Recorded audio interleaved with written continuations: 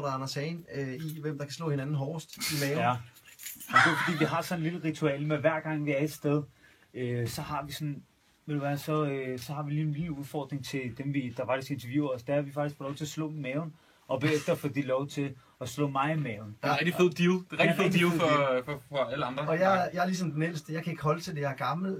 Så Anders, den tog du. Jeg får Anders. Jeg er ikke en tøs jo. Jeg giver en øl næste gang. I to. Okay, hvad er det, jeg så godt? Vi stiller dig bare. Vi skal spænde i maven. Ja, jeg skal i maven. Ja. Ret så ret op, sådan der. Ja. Og så spænder du.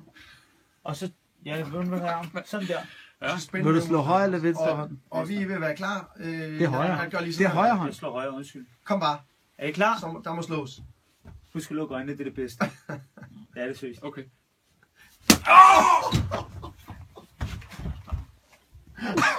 Fuck, man! Knockout!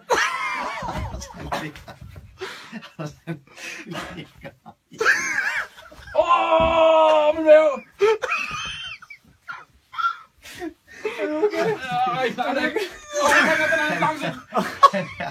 Anders, han er fuldstændig færdig, kan jeg fortælle. Han trækker vejret, han står knæ i øjeblikket, han har ligget ned et stykke tid. Han gik fuldstændig ned med et brag. Spørgsmålet er, om han overhovedet kan slå. Den skal byttes. Nu skal den byttes. Fordi det er jo kom så. Udfordring. Kom. Anders, husk nu, du skal slå med højre hånd. Højre hånd. Patrick er venstre hånd. Spændende. Ja. Kom. Og der kommer den. Igen! Fuck min hånd, mand!